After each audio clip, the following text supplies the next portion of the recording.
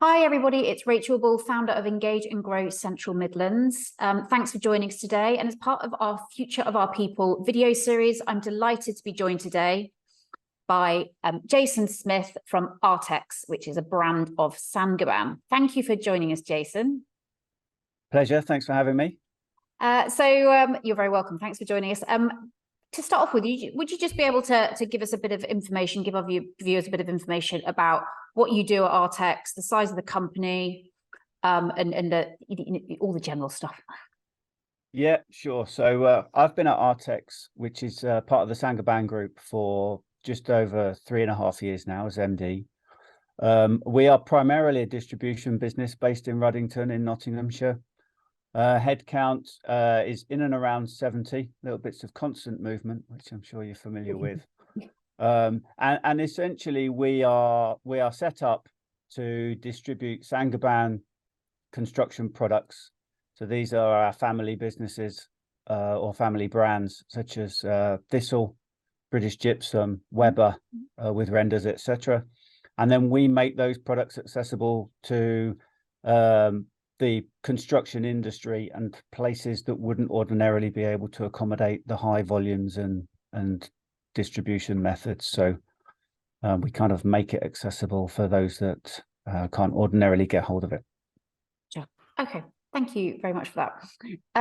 And so you talked about kind of constantly moving and kind of both physically and everything else, I guess, in terms of logistics and delivering, but also I can imagine with headcount, is it something that moves quite a bit in terms of? We probably have a fair proportion of churn, but our business is typically split because we are a warehouse operation with distribution, and then we have a commercial front end as well in the office. So in July, we were celebrating 4 colleagues with 25 years service.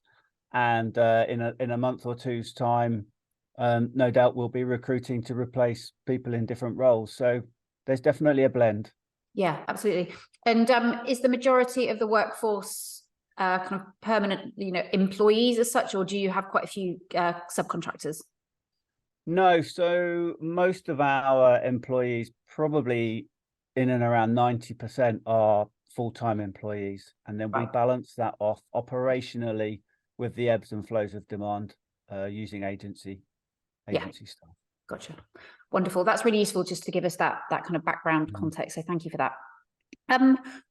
My first proper question would be, what are the kind of the key things, the key issues, I guess, that you are currently seeing or have seen over the past couple of years around like culture and engagement? I know from my little digging and research that I've done that this is a really important thing for you, which I love, to get it right. What would you say are the big things that you've seen, the big issues? I think clearly there's been a big surge in inclusion and diversity within workforces, and being in the construction industry, it's a very real and I guess relatively new, or the focus is relatively new in that space, and conscious efforts to try and get around that. So I think one of those challenges has been really starting from the beginning. And then I'd also say the second one for us has been about that pace in recruitment and how that's really become more of a challenge than an advantage, and having to move at a significant pace and shortcutting stages that you probably ordinarily look for in good recruitment to secure candidates before somebody else.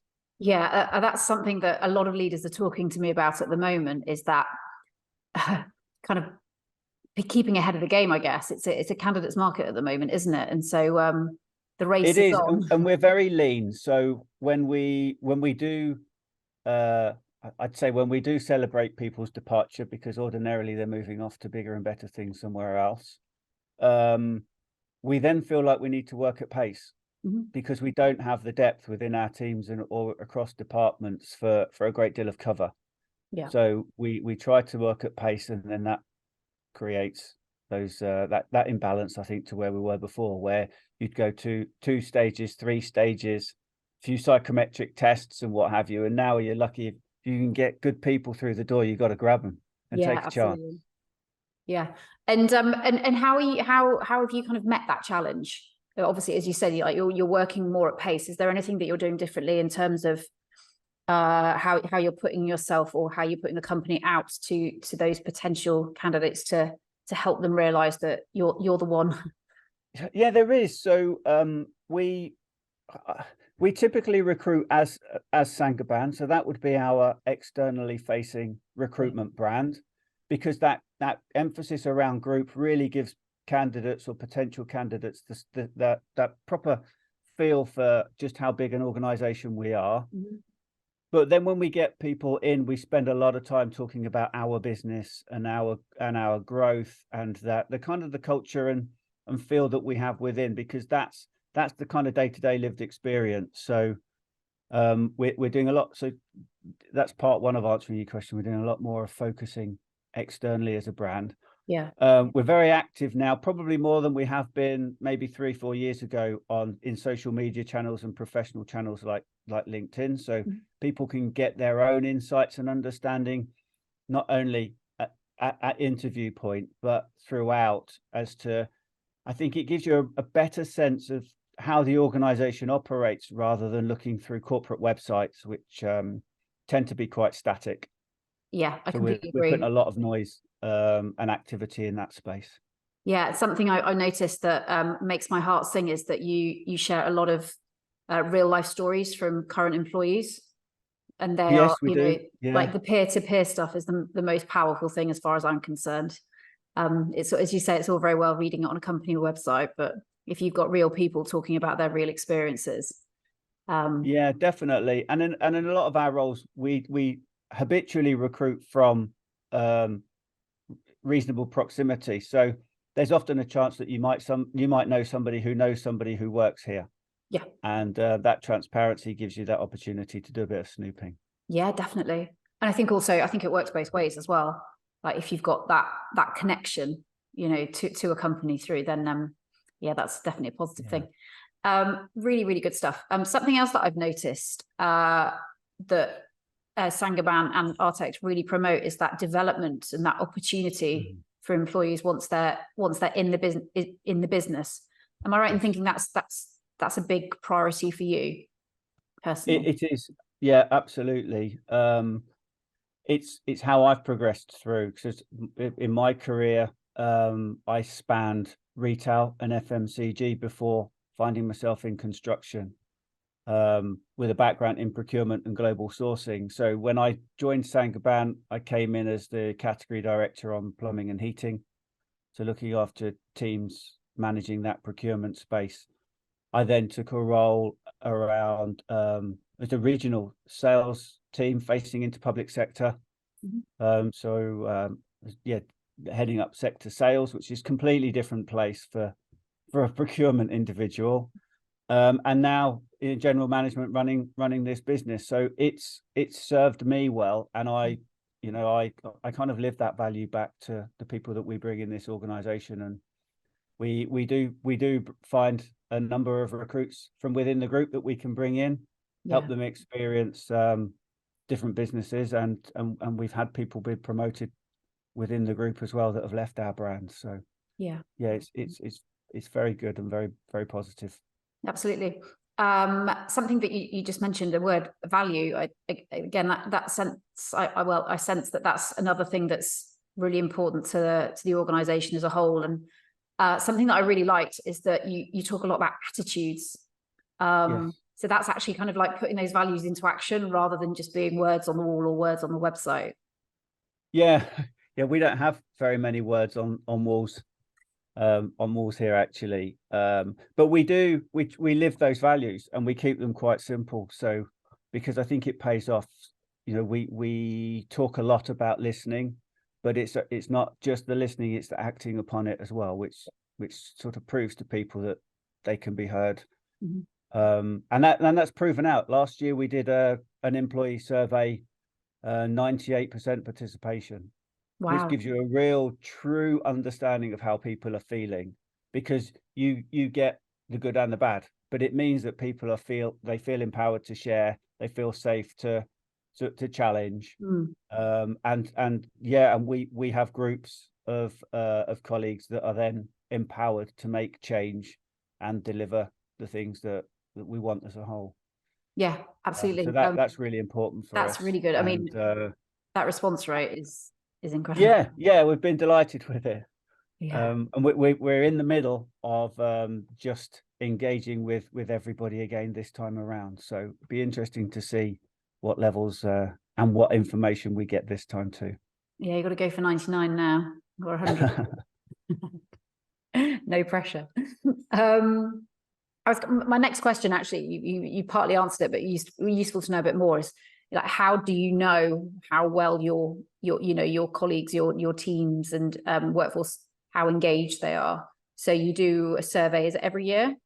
Yeah, so we do an annual survey, but we also have quarterly check-ins. So it's a bit like a town hall, but perhaps a bit more informal.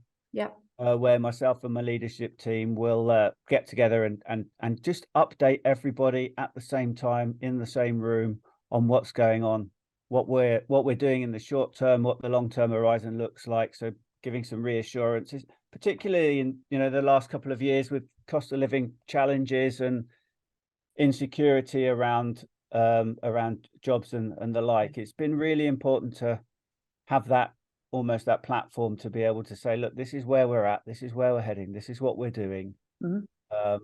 And how and checking in, how are people feeling, where do they think we're missing out or doing the wrong things. And I think actually if you then can then sort of direct your reward scheme, your incentive schemes towards the things that people actually need. Yeah.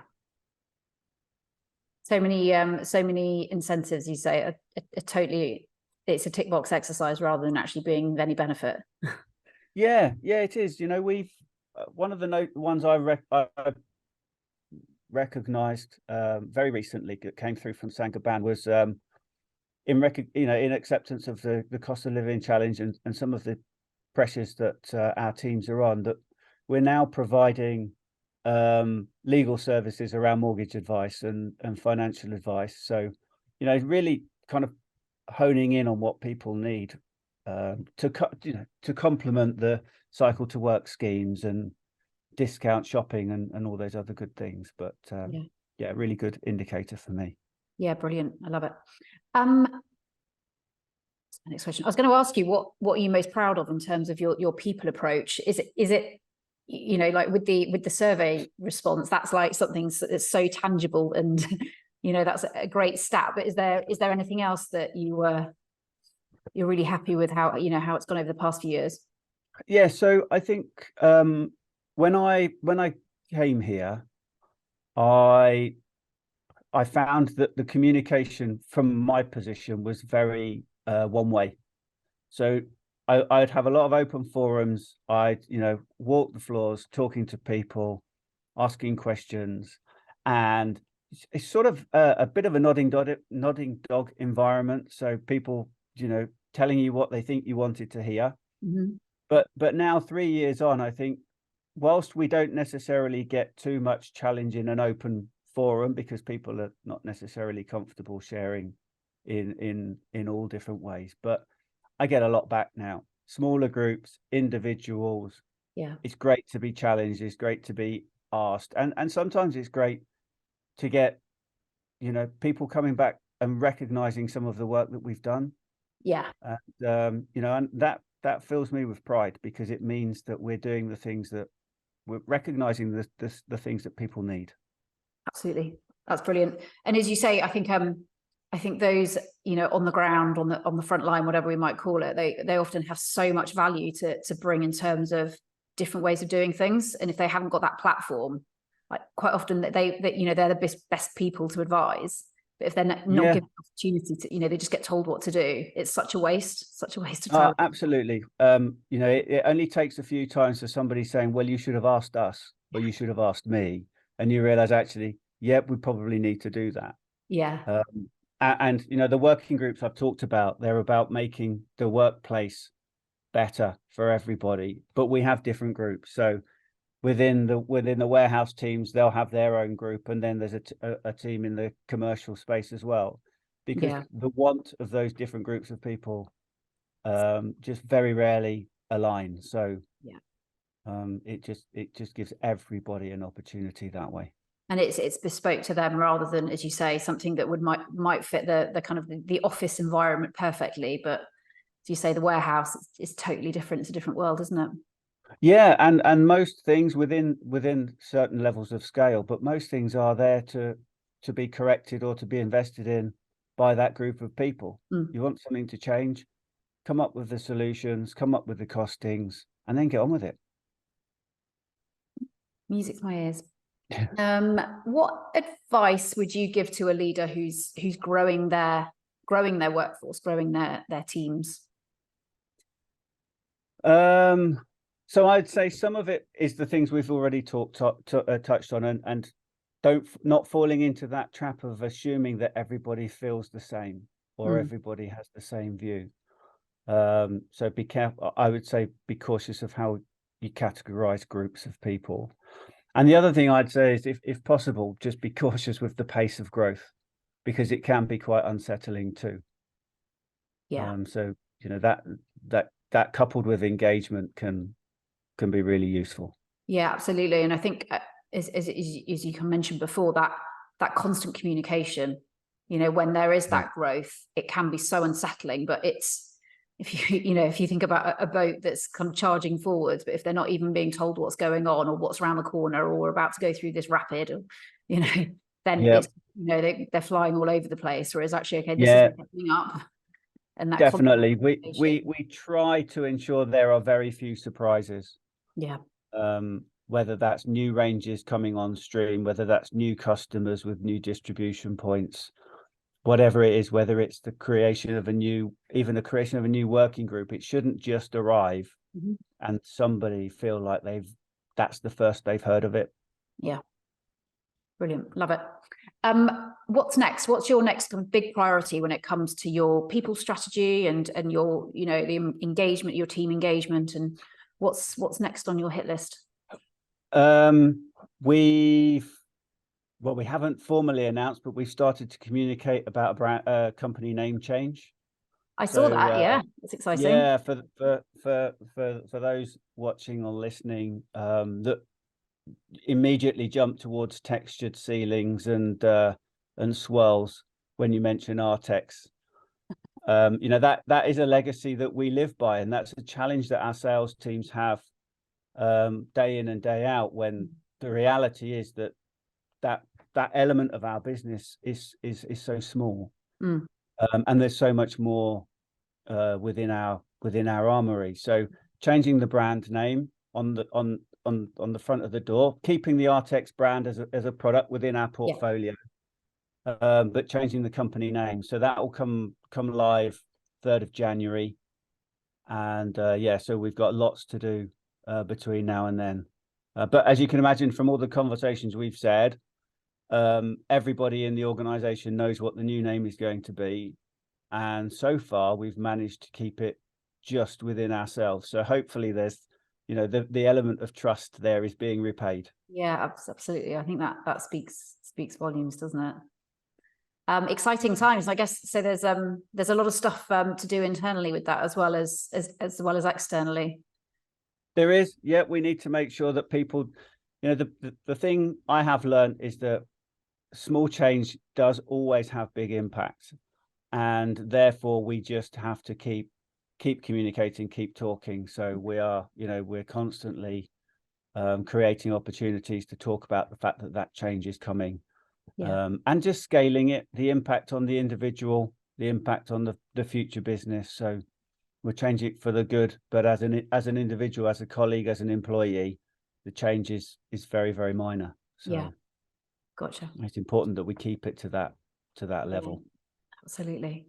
That's wonderful. Thank you. I guess my only other question is for your industry, what do you envisage as the kind of the biggest challenge in the coming months, years, perhaps, as a leader from that people perspective, rather than just as an industry more broadly? I think it continues to be attracting talented, capable people into construction in an inclusive way, and really really bringing and being an attractive industry to a more diverse group of people than perhaps we have historically.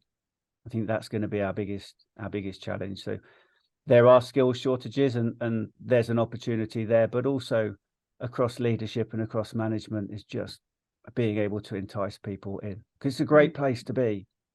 It's just encouraging people to cross the threshold. Absolutely. And in terms of keeping people, yeah, is that something that I'm not going to say it's something that you struggle with, but there's lots of organizations at the moment that are having to recruit to replace as well as trying to grow. So they're wanting to recruit to grow, but they're also having to kind of almost doubly recruit. Is that something that you're not having to do at the moment, or is it partly part of the recruitment challenge? We're probably doing more replacement than growth right now, because we're at the cusp of our growth plan. So we have a 3 to 4 year growth horizon that we're planning for now. So myself and the leadership team were sat down last week looking at org design for end of 2024 into 25. Yeah. And starting to understand, because where we're at really is identifying some of those missing skills gaps and figuring out during future replacement or growth, how do we bring those skills gaps in rather than just looking at like for like. So because there'll be some quite niche skills, I think, with the development of the whole chat GPT technology and environments like that, where algorithms can do the work for you. If we've got coding capability in our business, we don't need to have a dedicated resource. We just need to have that knowledge and understanding. So how do you bring that in when you're recruiting a procurement manager or a supply chain leader? Right. You know, so that you've got it in your armory, but you don't necessarily need that as a specialist core skill. Yeah, really, really good insight. Thank you so much. Is there anything that you'd like to mention that we haven't discussed so far? No, I think we've gone through quite a lot. We have covered a lot of ground. Space of time.